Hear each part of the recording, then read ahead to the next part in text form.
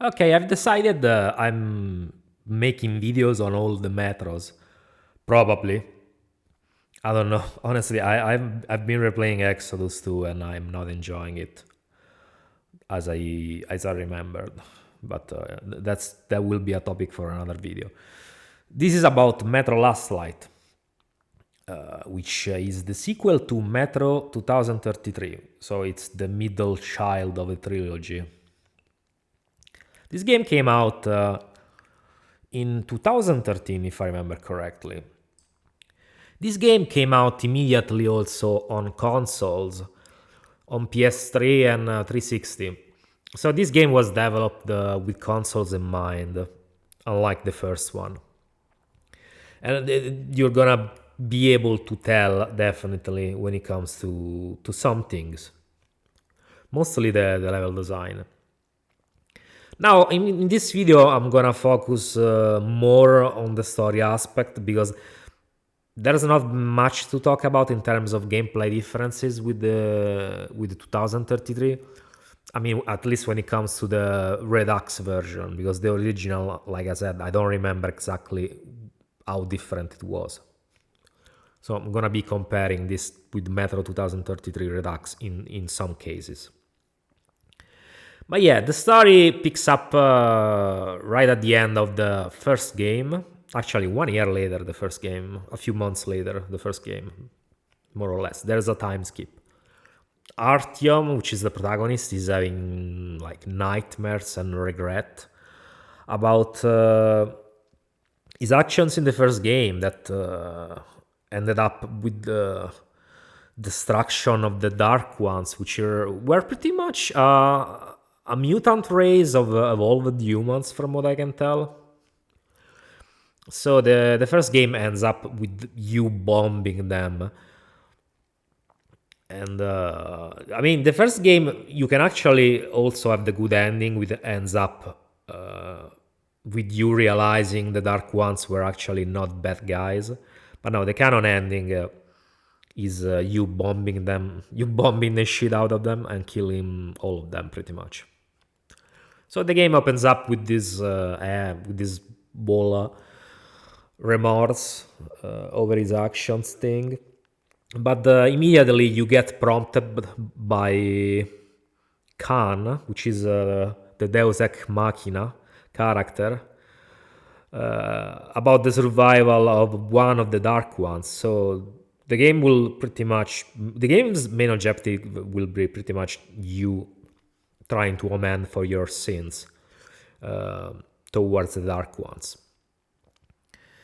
This game has way more focus on the human aspect, while the first one had more focus on the whole world building with the mutants, like human factions and everything. This one focuses mostly on the human side of things, with a little bit of dark ones on the side. And I have to be honest, I don't like much the story in this game. I prefer the first one, because in the first one, like the whole human factions was a blip on the radar, like in the sideways. But here it's the main focus. And honestly, in a world like this, I don't know. I don't enjoy human affairs being the focus in a world like where you have this interesting like world to explore with all these monsters and the interesting lore. I don't care much about politics because, yeah, this game focuses more on the politics of the whole metro, on the whole diplomacy aspect, faction relations, and so on. So, I mean, it's not a bad story, but I'm not a fan of it. And to open a parenthesis, you can say this series is a bit political because there are communists and Nazis in the Metro universe, let's say.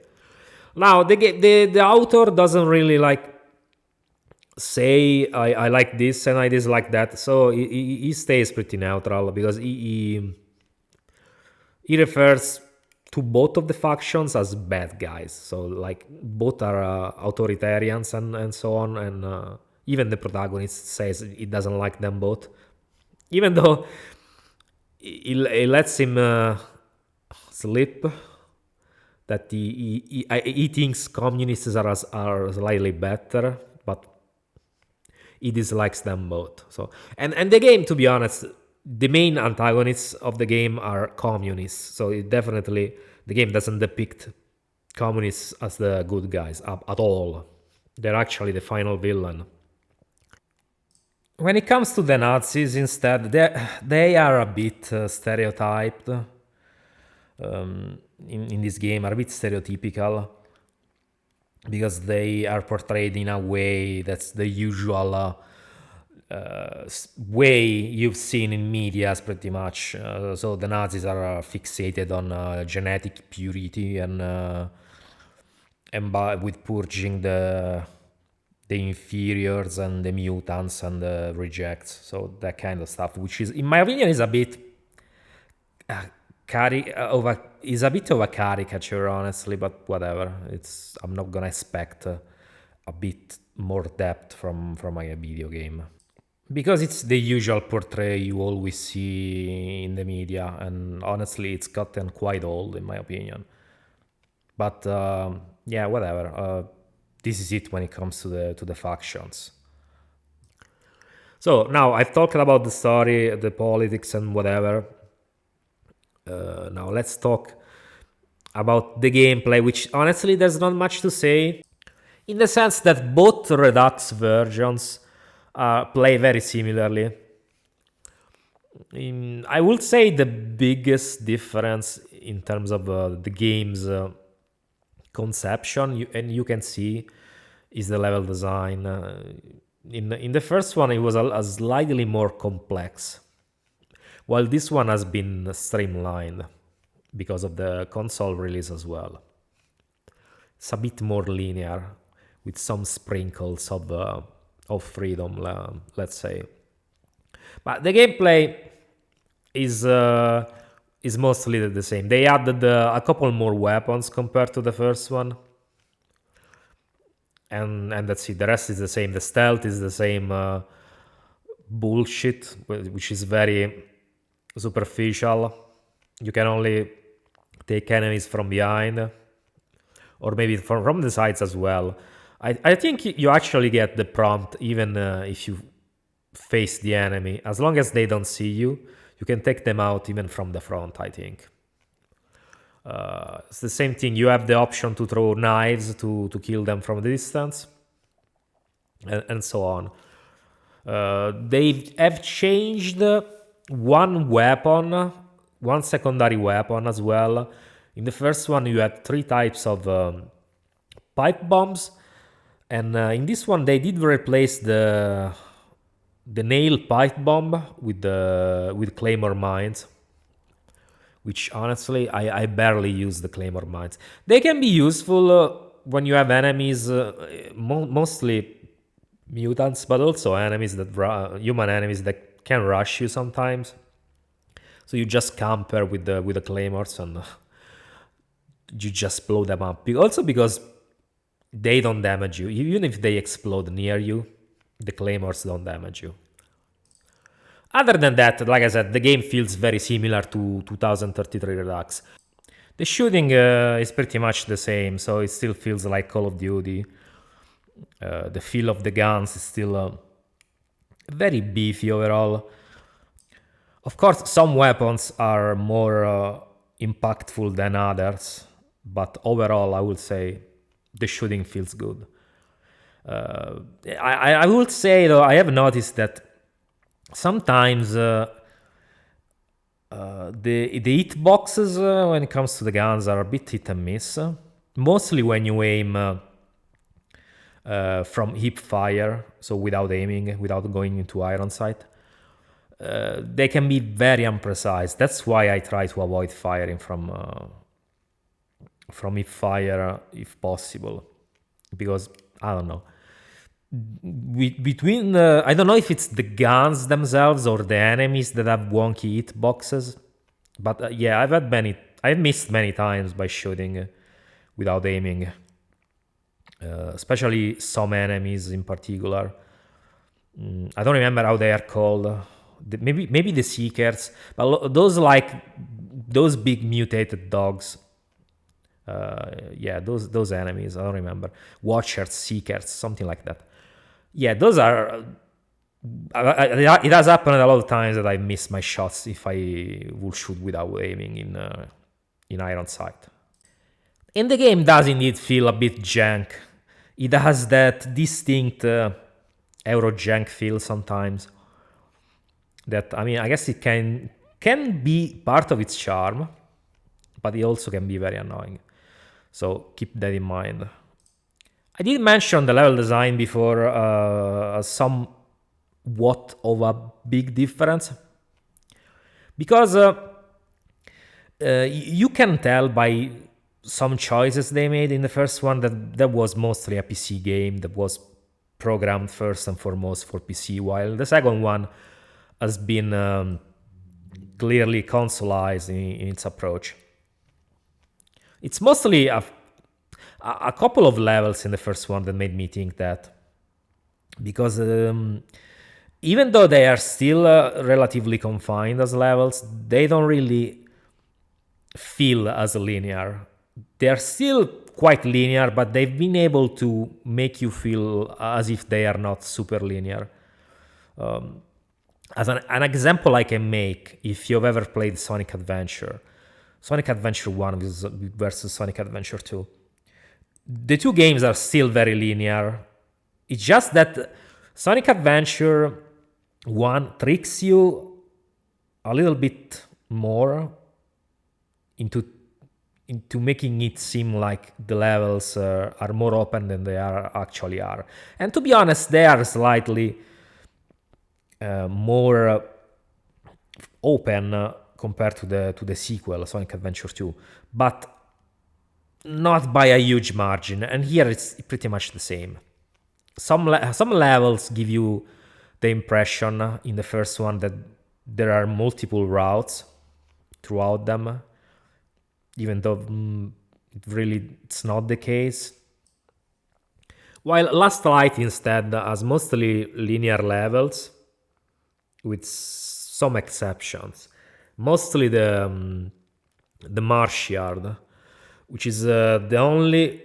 It's either the only or one of the two only levels that gives you a sandbox approach, in the sense that it throws you in this location and it expects you to complete a task, which is you have to find fuel, but you have to explore the Marsh Yard. You can do it at your leisure, like you don't have to follow a certain path. As long as you find the fuel, you can do the path you want through that Marsh Yard, and as long as you find the fuel and then go back to a certain point where you have to put in the fuel, and so that you will be able to progress to the next area.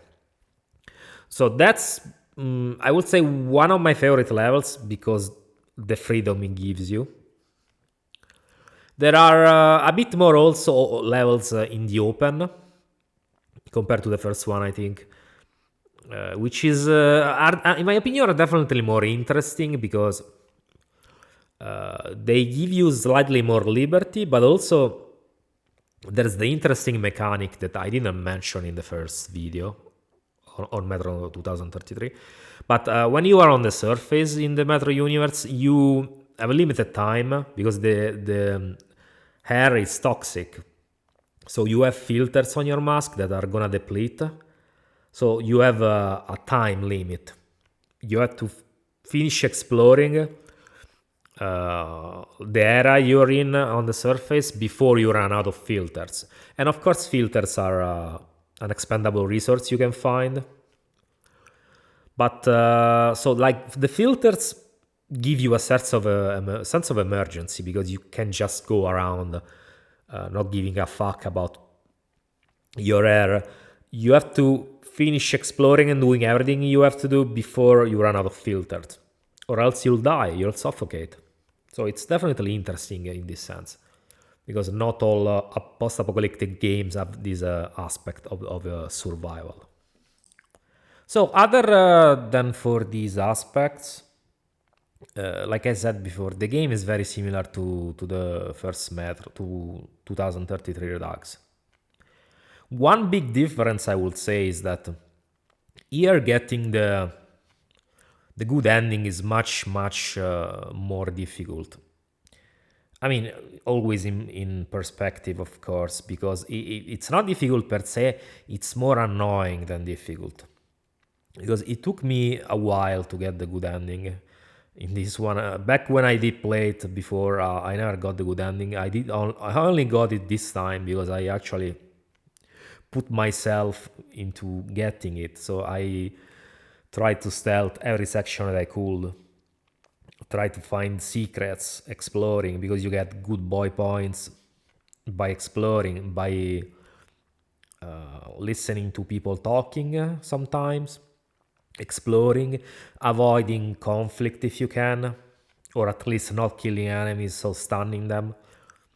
And yeah, in this game is definitely, at least in my experience, it was the hardest game to get the good ending in the trilogy, because the amount of like combat you have to avoid, at least when it comes to the human enemies, is quite high. Like, you had to do the first third of the game trying to kill as few people as possible, which can be annoying. And also, I don't like this game starts pretty much like you start at the beginning, and then you have a huge stretch of the game where you are pretty much almost constrained to follow like the narrative, and because the game is very linear at the beginning, so you find yourself following the events without having much options, especially in combat, because you're stuck with the weapons you find, which are kind of shitty. So you don't even meet merchants for stretch of the game. So it can be kind of frustrating, but after the first stretch of the game, you get past that, you'll start getting more interesting levels like the marsh yard and so on, and that's when the game picks up a little bit more, because before that, yeah, not good. But I have to say, this is not a bad game. It's just that coming off the previous game, it just feels less interesting because of the human aspects. The human are just so much more prevalent. While in the first one they were a blip on the radar, here are much more human affairs are much more prominent, pronounced, and in your face. So if you don't like politics, this game you're not gonna like much this game compared to the first one. But it's still worth playing because it's a fun game overall. It feels the gameplay still feels good. It's pretty much the same as, like I said, as 2033 Redux. The shooting feels good. The atmosphere, the setting, the lore, everything still feels like the same universe, just with a different focus on humans. Now I want to open up a small parenthesis, talking about Anna, which is the first prominent female character this series got. And actually, I mean, she's the most prominent and only, at least the most important, let's say, character, even in the third chapter. But I'm gonna just talk about Anna in the second game. So I think she's a good female character. She's well written overall. Even though she starts off as a bit annoying and bitchy, so like your average boss girl, you can say, the writers were still able to feel to make her feel feminine, because later in the game she she realizes her mistakes and apologizes and shows more of her feminine side. Because, I mean, in the end, no matter how strong a woman portrays herself, she's still just a woman deep inside. And I think they did a good job in this sense by showing their her feminine side in the later sections of the game. It also helps that they didn't make her like super strong and capable. She's actually a sniper. She is regarded as the best sniper the Spartans have, which is the unit Artyom is part of, starting from the end of the first game. But yeah, she's a sniper, so she's not like a super lethal commando like the other the other guys. So she is still kind of realistic. She's not a Mary Sue. She's not super strong. She still needs other people's help. She needs Artyom's help to get through difficult sections of the game. It would have been interesting to have her as a co-op partner, but this is a strictly single-player game, so it sucks. But I think she's a very well-written and good female character. Definitely one of the best examples the industry has shown. And this was just like 10 years ago. No, slightly more than 10 years ago. Like I said multiple times, in these last 10 years, the industry has just forgotten how to write proper female characters, which sucks, but what can you do? It's a shit show now, especially regarding gender relationships and politics in general. Everything is polluted by bad faith arguments and propaganda. So the first two games are definitely must play in my opinion, even though if the first one is slightly better. The second one can be a bit annoying if you wanna try to get the good ending, because the good ending in the second game is the canon one. So the bad one kind of sucks. The bad ending kind of sucks. That's another point in favor of the first one. The final, yeah, I didn't talk about the final boss in the first game. It's hit and miss because it's a challenge. It's like a mix of a puzzle and more than anything in the first game. While here it's more like a proper boss fight. Even though in the first game it's quite interesting because you face like you have a mental battle with a dark one in the first game as a final boss. While here you have like a proper boss fight with a giant bear, the giant mutated bear, which is I mean looks fucking cool. The giant mutated bear, definitely one of the best creatures in the more interesting creatures in the game.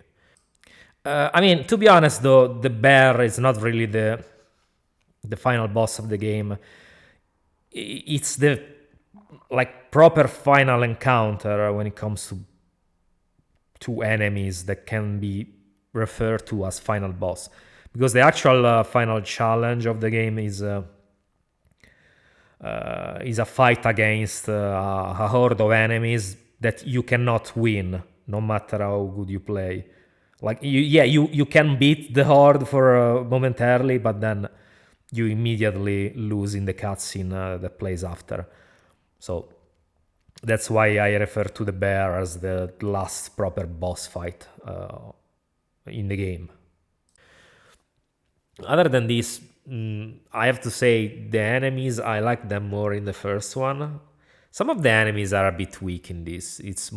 A lot of the time you'll meet shrimps or other giant crustaceans, which are While in the first one you have enemies like the librarians that are fucking cool. Even though you meet them only in one location, they're one of the most scary enemies in the whole series, because they are giant mutated gorillas that are strong as hell. To kill them, you have to like spend a lot of ammo. So you wanna try to stealth them, like sneak past them, if possible.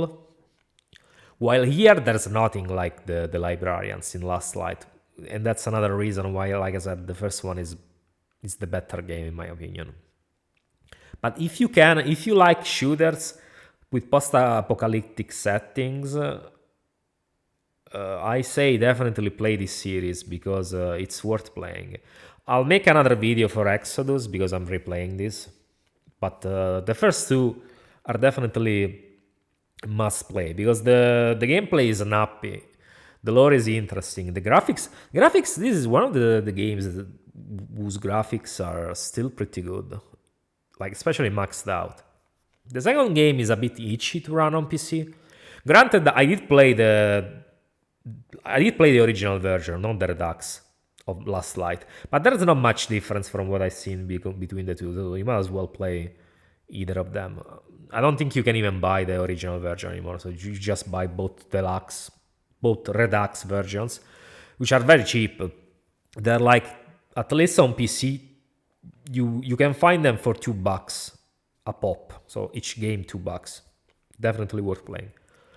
And as usual, let me know your thoughts about this one, and I'll catch you in the next video, which I don't know what it will be, but we'll see. And take care, guys.